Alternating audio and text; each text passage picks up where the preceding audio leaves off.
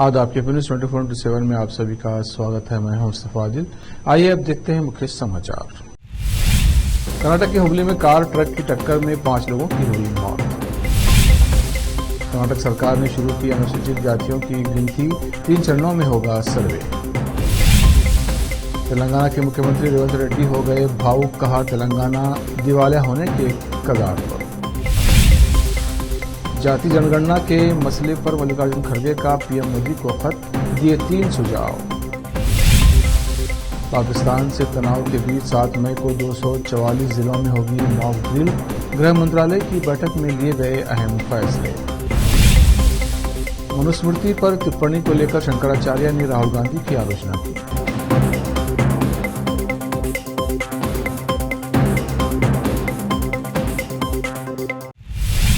अब समाचार विस्तार से। एक दुखद घटना में आज मंगलवार 6 मई को सुबह हुबली ग्रामीण तालुके के इंगलाहल्ली क्रॉस के पास राष्ट्रीय राजमार्ग 52 हुबली विजयपुरा राजमार्ग पर एक कार और ट्रक के बीच आमने सामने की टक्कर में 5 लोगों की मौके पर ही मौत हो गई। पुलिस के अनुसार मृतकों की पहचान श्वेता 29 वर्षीय, अंजलि 26 वर्षीय, संदीप 26 वर्षीय, विट्ठल 55 वर्षीय और शशिकला 40 वर्षीय के रूप में हुई है, जो सभी शिवमोगा जिले के सागरा के रहने वाले थे। शवों को हुबली के KMCRI में स्थानांतरित कर दिया गया है। धारवाड़ के पुलिस अधीक्षक गोपाल बायकोड और हुबली ग्रामीण पुलिस निरीक्षक मुरुगेश चन्नवर ने घटनास्थल का दौरा किया और निरीक्षण किया। पुलिस के अनुसार नवलगुंड की ओर से हुबली की ओर जा रहा ट्रक और सागर से बागलकोट की ओर जा रही कार में टक्कर हो गई। दुर्घटना इतनी भीषण थी कि कार में सवार सभी 5 लोगों की मौके पर ही मौत हो गई। ट्रक चालक फरार बताया जा रहा है। हुबली ग्रामीण पुलिस स्टेशन में मामला दर्ज किया गया है। कर्नाटक के मुख्यमंत्री सिद्धरामैया ने सोमवार को कहा कि राज्य में अनुसूचित जाति उपवर्गीकरण पर सर्वे सोमवार को शुरू हो गया है। ये सर्वे 17 मई तक चलेगा। मुख्यमंत्री ने कहा कि राज्य में अनुसूचित जातियों की गणना चल रही है। हाईकोर्ट के सेवानिवृत्त न्यायाधीश नागमोहन दास के नेतृत्व में एक सदस्यीय आयोग का गठन किया गया है। उन्हें अनुसूचित जातियों की सूची में उप कोटा पर स्पष्ट रिपोर्ट देने का काम सौंपा गया है। सीएम सिद्धरामैया ने बताया कि आयोग को 60 दिन में अपनी रिपोर्ट देनी है। इस कवायद पर 100 करोड़ रुपये खर्च किए जाएंगे और 65,000 शिक्षकों को गणनाकर्मी के रूप में शामिल किया जाएगा।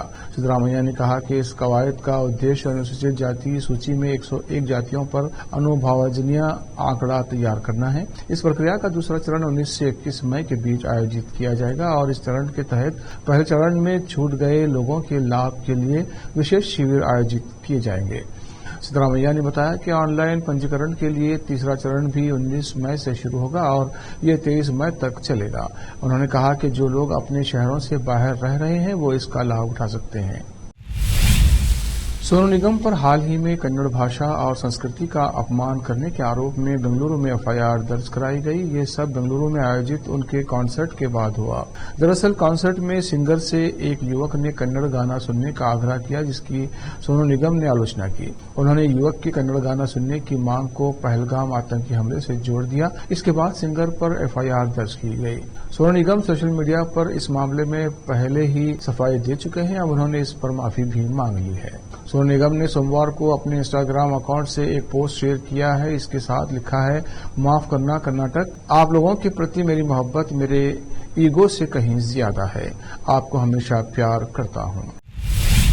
भाजपा के कर्नाटक प्रदेश के अध्यक्ष BY विजेंदर ने तीखा प्रहार करते हुए कहा कि कांग्रेस सरकार के कुप्रबंधन के कारण कर्नाटक लोक सेवा आयोग खामियों और अराजकता का भ्रष्टाचार का गढ़ बन गया है। उन्होंने अपने X अकाउंट पर इस बारे में पोस्ट करते हुए कहा कि KPASC राजपत्रित प्रोबेशनरी की तीनों परीक्षाओं, प्रारंभिक परीक्षा, पुनर्परीक्षा और मुख्य परीक्षा में अनुवाद की चूक के कारण लाखों कन्नड़ माध्यम के उम्मीदवारों के साथ पहले ही अन्याय हो चुका है। उन्होंने आलोचना करते हुए कहा कि अब एक और गलती करके वे नौकरी चाहने वालों के भविष्य के साथ खिलवाड़ कर रहे हैं और इससे जनता में भी आक्रोश फैल गया है। अब वक्त तक ब्रेक के बाद जल्द लौटते हैं। हिंदुस्तान के हर कोने में हम हैं मौजूद। 24 घंटे हालात पर गहरी नजर, खबरों से जुड़े चुपते सवालात और आपको दिखाता है धार्मिक, सामाजिक, राजनीतिक, लोकल और इंटरनेशनल न्यूज की सबसे बेहतर कवरेज, जो आपको रखती है हर पल बाखबर। देश और दुनिया भर की खबर के लिए देखते रहें KP news 24/7। Noor education trust Bidar की ओर से चलाए जाने वाला Noor MEd and BEd college Bidar, recognised by NCTE Delhi and affiliated to Bidar University, Bidar. Admission are open for the academic year 2024-25. विशेषज्ञ और सक्षम शिक्षकों द्वारा शिक्षा प्राप्त करने के लिए नूर एमएड एंड बीएड कॉलेज में दाखिला लें और शांत वातावरण में शिक्षा प्राप्त करें। बीदर शहर में बेहतर शिक्षा का एकमात्र केंद्र Noor MEd and BEd college, Shahpur gate, Bidar. Phone numbers 9945283920, 8482221297।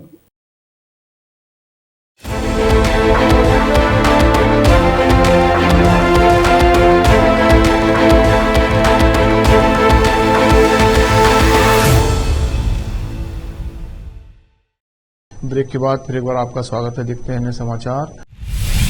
केंद्र सरकार जातिगत जनगणना को मंजूरी दे चुकी है। विपक्ष इसकी मांग लंबे समय से कर रही थी। इस मसले पर अब कांग्रेस अध्यक्ष मल्लिकार्जुन खड़गे ने पीएम मोदी को एक चिट्ठी लिखी है। इस चिट्ठी में उन्होंने 3 सुझाव दिए हैं।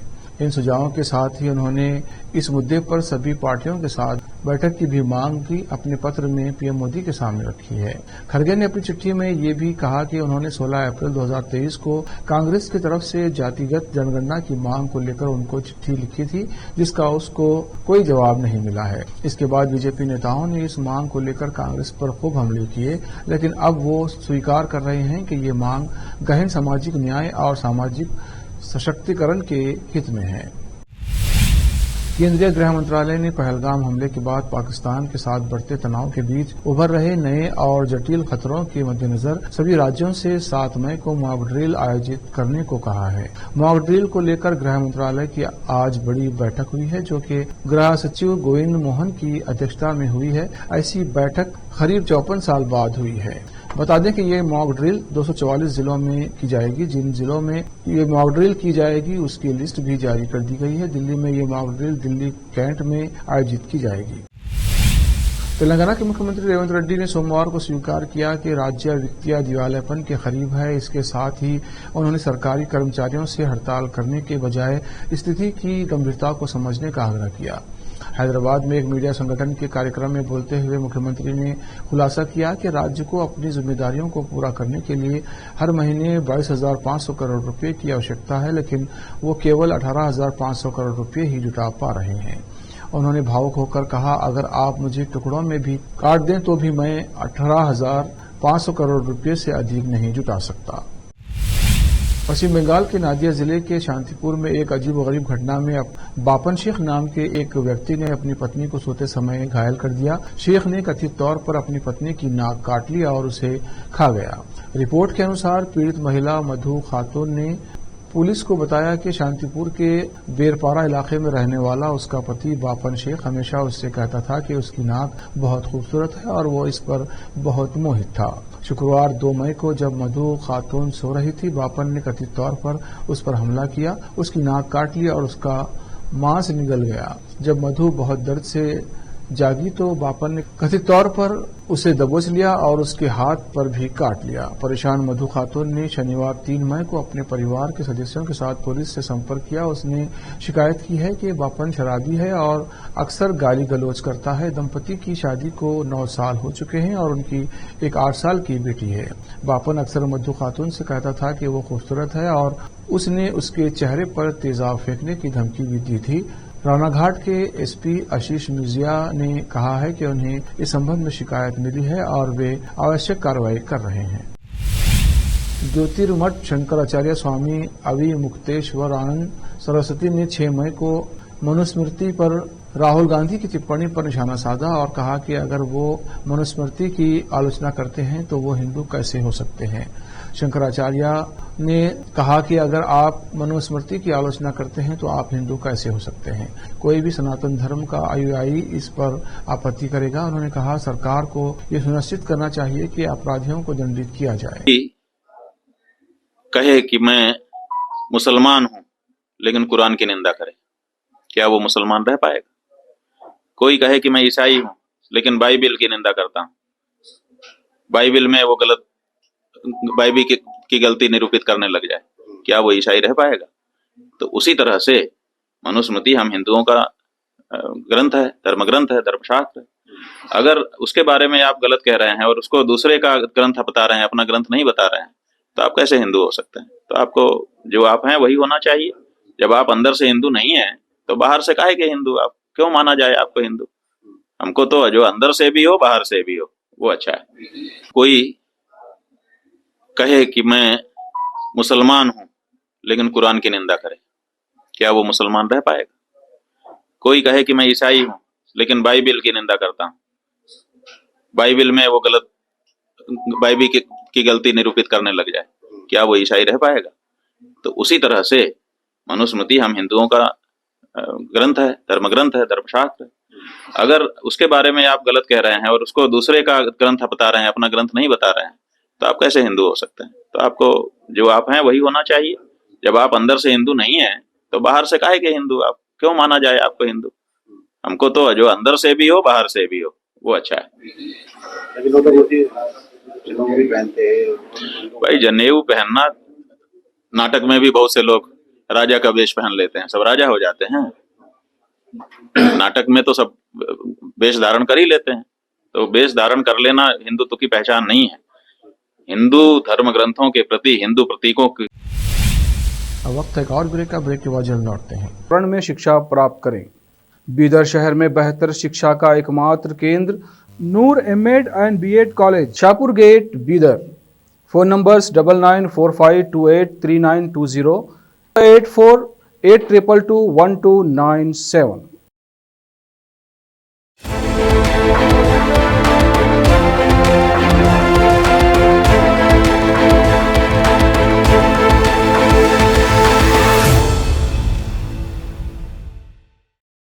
ब्रेक के बाद फिर एक बार आपका स्वागत है। देखते हैं आगे के समाचार।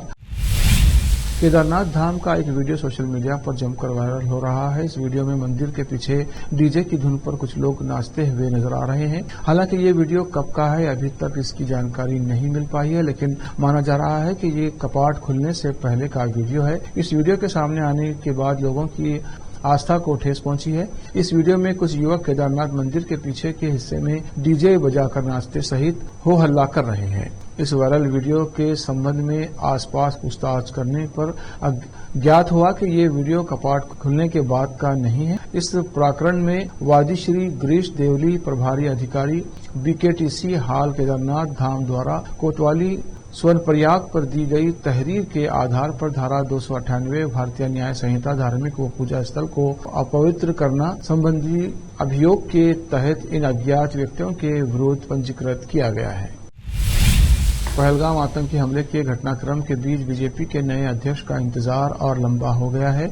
बीजेपी के संगठन चुनावों को लेकर स्थिति अभी साफ नहीं है। बीजेपी सूत्रों के अनुसार राष्ट्रीय अध्यक्ष के चुनाव के लिए सारी प्रक्रिया पूरी हो चुकी है, अब केवल हरी बत्ती मिलने का इंतजार है। बीजेपी ने अब तक 14 राज्यों में संगठन चुनाव पूरे कर लिए हैं, जबकि 13 अन्य राज्यों में प्रदेश अध्यक्षों के नाम फाइनल हैं। पार्टी संविधान के अनुसार राष्ट्रीय अध्यक्ष के चुनाव के लिए कम से कम 18 राज्यों में संगठन चुनाव पूरे होना जरूरी है। जिन राज्यों में चुनाव हुए थे वहां भी संगठन चुनाव की प्रक्रिया जोरों पर है। महाराष्ट्र, हरियाणा और दिल्ली में भी प्रदेश अध्यक्षों का चुनाव अगले 15-20 दिनों में संभव है। आखिर में फिर एक बार देखते हैं उनके समाचार। मंत्रालय की बैठक में लिए गए अहम फैसले। मनुस्मृति पर टिप्पणी को लेकर शंकराचार्य ने राहुल गांधी की आलोचना की।